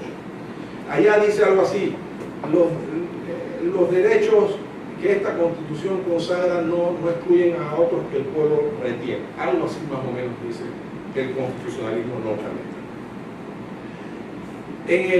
En Iberoamérica, ese tipo de cláusulas se le llaman cláusulas bisagras o cláusulas abiertas. Yo hice una interpretación del artículo 17, segundo párrafo, de la Constitución, junto con el artículo 4 de la Constitución, que dice que Panamá acata las normas del derecho internacional, junto con el artículo 1 y 2 de la Convención Americana de Derechos Humanos, 25 y 29 de la Convención Americana de Derechos Humanos, y llegar a la conclusión que el bloque de constitucionalidad panameño no puede estar integrado solamente por algunos artículos de algunos tratados de derechos humanos, sino por todos los tratados de derechos humanos. Y eso fue, recuerdo, hubo oposición en la mesa. no voy a hablar quiénes fueron los que se opusieron. Y hubo 2 salvamentos de votos que me dijeron hasta ignorantes. Pero eran los derechos de la gente, ¿sabes? Eran los derechos de la gente. Y bueno, conté con el apoyo de varios magistrados. Incluso en ese momento se pretendió decir, mire, este no es el leading case, cambiemos esto. No, ya yo hice esta investigación. Y bueno, lo que pasa es que no me conocen todavía aquí como soy yo. Ya hice esta investigación y esto yo lo someto a discusión. Y salió 7 votos a favor, 2 en contra. Después uno de esos magistrados que salvó el voto dijo públicamente en el 2012 en un congreso del CESCA que hicimos en Panamá que él se había equivocado y que apoyaba la moción. Pero este fallo tiene una trascendencia importante en nuestro constitucionalismo desde muchísimos puntos de vista. En primer lugar, el bloque de constitucionalidad quedó integrado por todos los tratados de derechos humanos vigentes en España. Pero la Corte fue más atrevida y dijo, no solo los tratados de derechos humanos, sino aquellos tratados que, aunque no sean de derechos humanos, regulen situaciones de derechos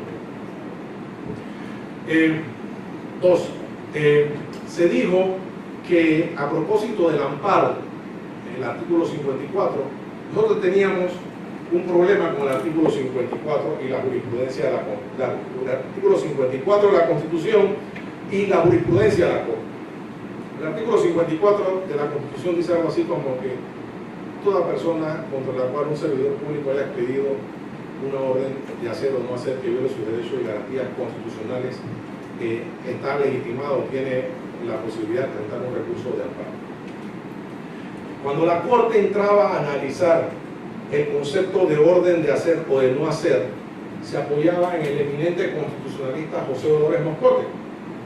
Yo escribí un artículo por ahí en el 2012 que se llama Tendencias del Amparo, en el que comenzamos a explicar a la ciudadanía todas las modificaciones que la jurisprudencia de la Corte Suprema de Justicia venía realizando. Y allí expliqué que Moscote tenía un concepto literal de orden de hacer y de no hacer. Incluso para Moscote las violaciones al debido proceso no integraban parte de la posibilidad de ser denunciado a través de un amparo. La Corte sí había permitido que dentro del concepto de orden de hacer o no hacer estuviese la posibilidad de denunciar una violación al debido proceso. Pero la Corte tenía una jurisprudencia restrictiva. Ningún tipo de acto que, por lesivo que fuese, o ninguna situación de hecho, por lesiva que fuese, que no tuviese la connotación literal de dar una orden, no era amparo. Entonces yo me encontré con eso, yo no estaba de acuerdo con eso, y fue donde viene el estudio que realicé del amparo a nivel iberoamericano. Ahora se comprende un poquito mejor lo que hizo ese estudio. Y llegamos a la conclusión de que, aplicando todas estas normas que le dije, 17 de la Constitución, 4 de la Constitución, 1, 2, 25, 29 de la Convención Americana, allí ese artículo, y siendo esta convención parte del bloque, es decir, con rango constitucional, teniendo la capacidad no de modificar a nuestra Constitución, porque aquí hay unas cosas que yo quizá explicaré con el tema del control de convencionalidad, pero sí de complementarla, Entonces, como el artículo 25 del pacto de la Convención Americana habla de acto, toda persona contra la cual se haya expedido un acto que viole sus derechos establecidos en esta convención, en la Constitución o en la ley, aun cuando no fuese emitido por servidor público. Mire, yo también escribí un artículo de eso diciendo que ahí cabe el amparo contra particulares. Y lo hemos planteado. Y nosotros avanzamos en la construcción del Estado de Derecho, señalando que cabían amparos contra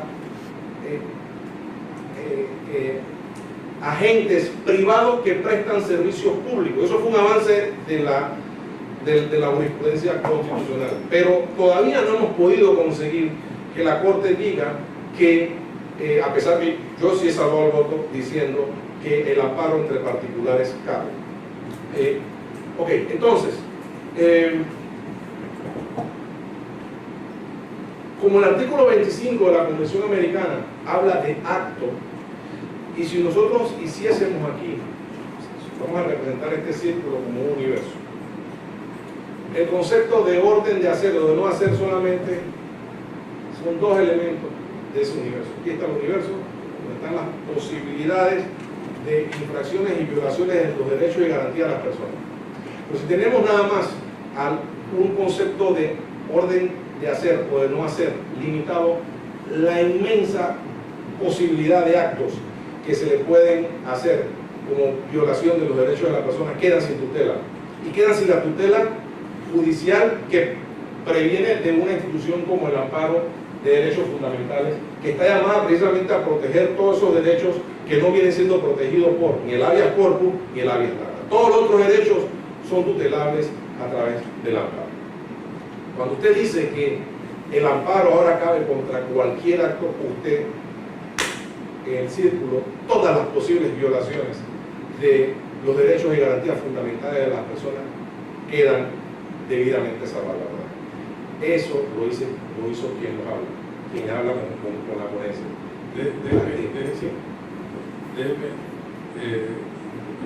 Yo quisiera, por una cuestión de orden, ya tenemos ahora el tanto de acuerdo al reglamento de la media hora con cada uno de los expositores. Se quería llamar la atención a ver si entramos en el carril de terminar con las preguntas. Usted tiene, yo me someto a...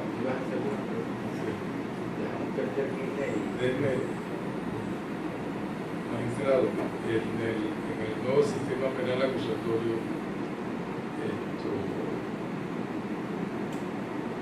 usted ha hecho una intervención doctrinal bastante positiva, pública además, que algunas interpretaciones han dicho él está legislando, y eso ha quedado en la mente de mucha gente.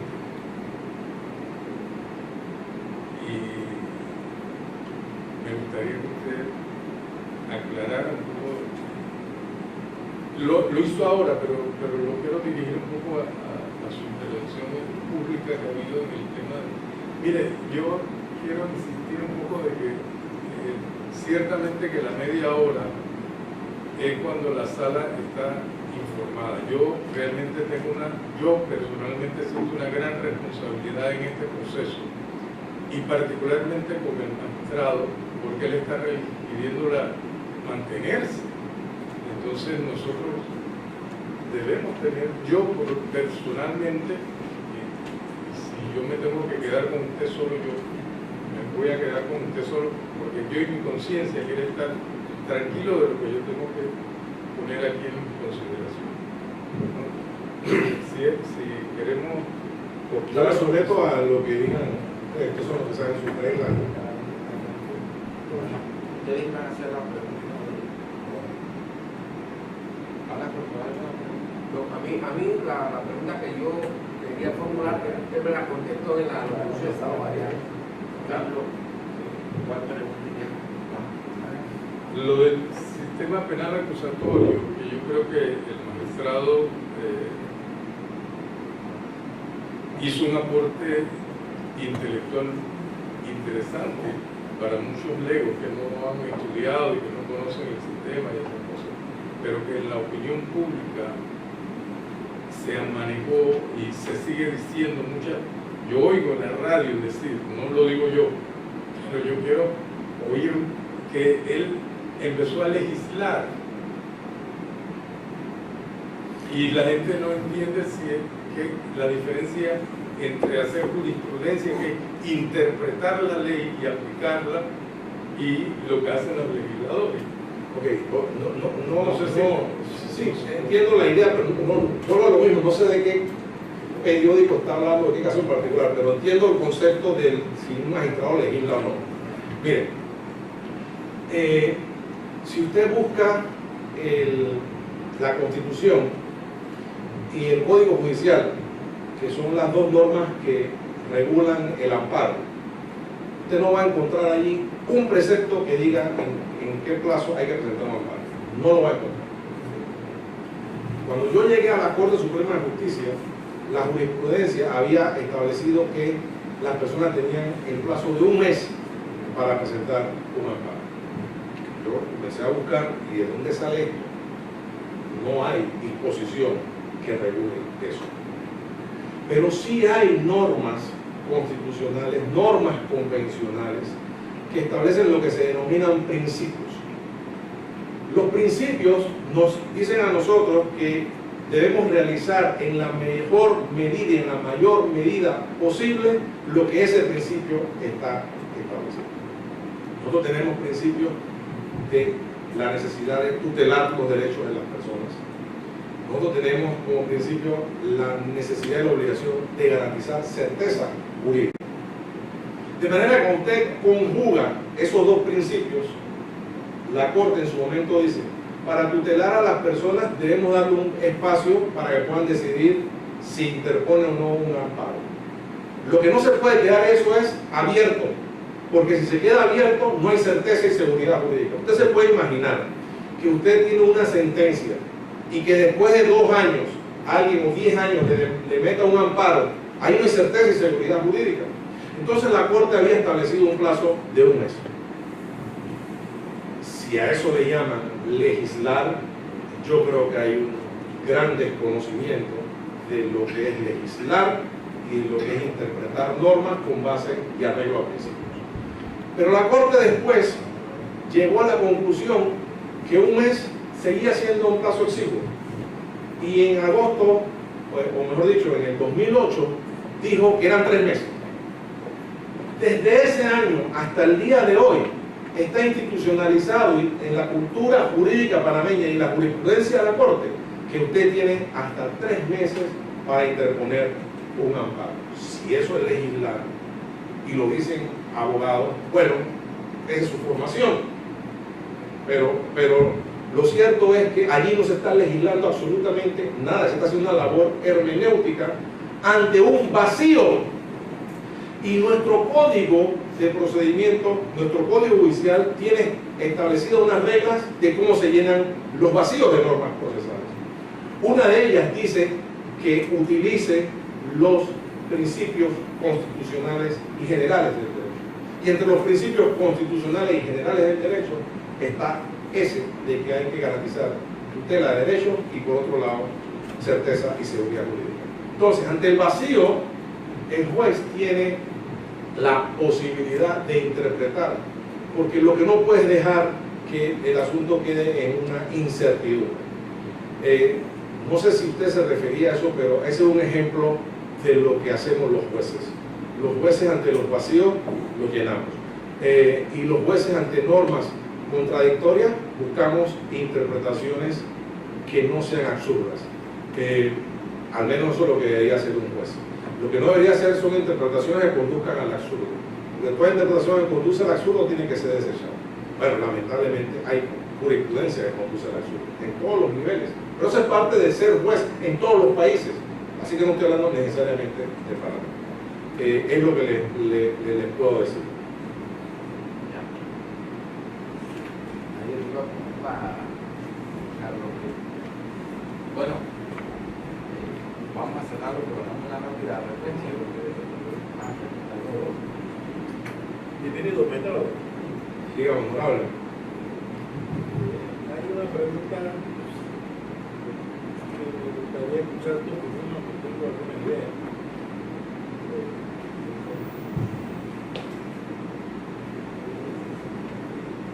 Aquí hay una pregunta que es la transformación, no sé si la dijeron, siempre la hace el colega abogado.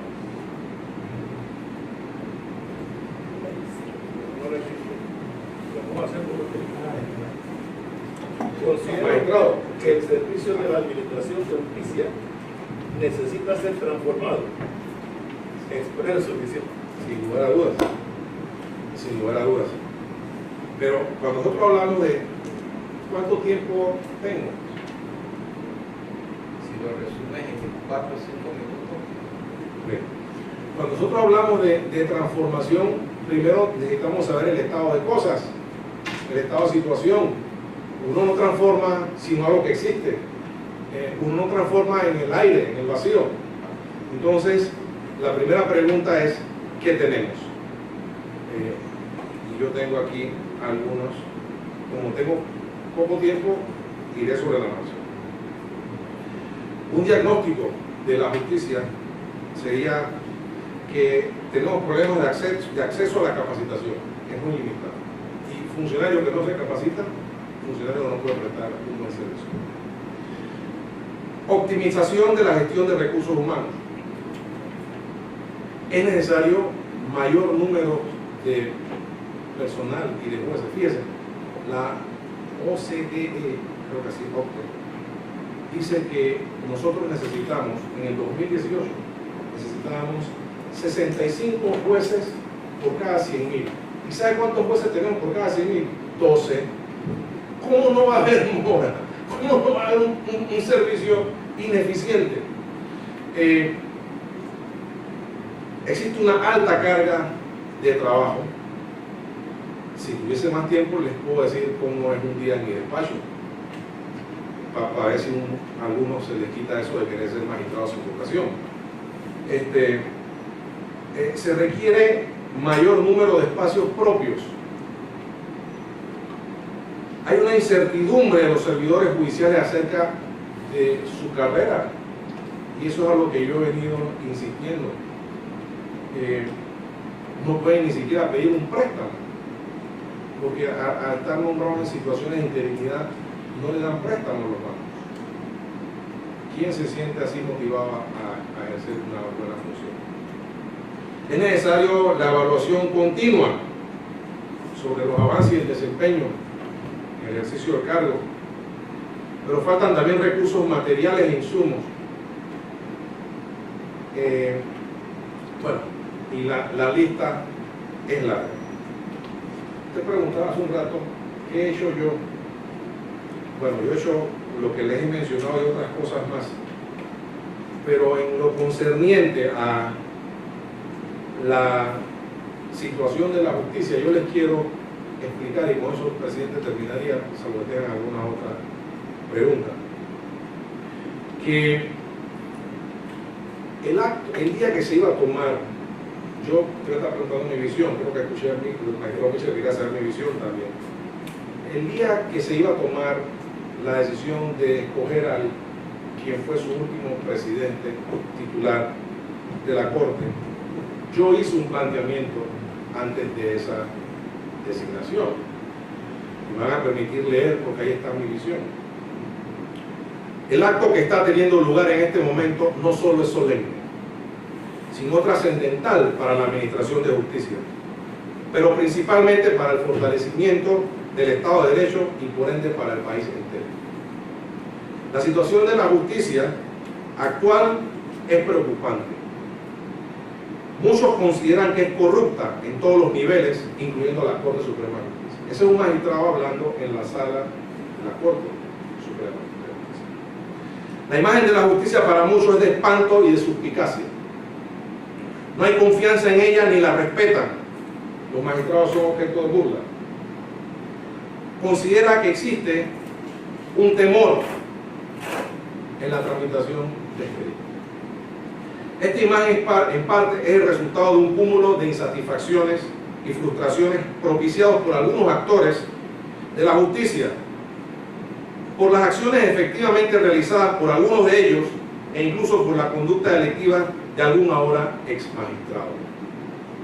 Definitivamente que el panorama no es bueno, a pesar de los esfuerzos dirigidos a mejorar el servicio de justicia que se han efectuado, como lo demuestra el último informe de gestión, que merece ser aplaudido, porque señores, sí se está trabajando, quizás no al paso que se quiera, sino tampoco con los recursos que se, pero se está trabajando, y sí ha habido un avance.